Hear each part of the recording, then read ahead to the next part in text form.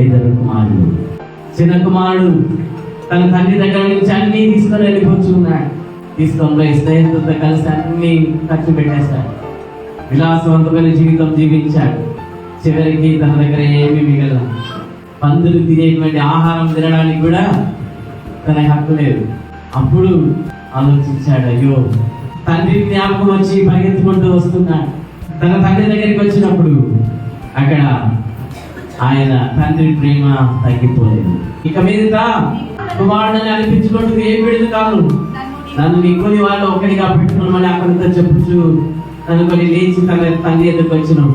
వాడు ఇంకా దూరంగా ఉన్నప్పుడు తండ్రి వారిని చూచి కనికరపడి పరిగెత్తి వాని మెడ మీద పడి ముద్దు పెట్టుకొని ఇతను అనుకుని వస్తూ ఉన్నాడు. తండ్రి ఎదురు చూస్తూ తన యొక్క కుమారుని చేర్చుకుంటూ ఉన్నాడు. తన కుమారుని హక్కున చేర్చుకొని ముద్దు పెడుతున్నాడు, కనికరపడుచు ఉన్నాడు. తిరిగి సమస్తాన్ని అతడు పొందుకొనుచు ఉన్నాడు.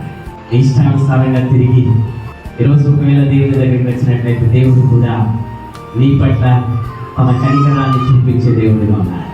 ఈరోజు ఆయన దగ్గరికి వస్తావా?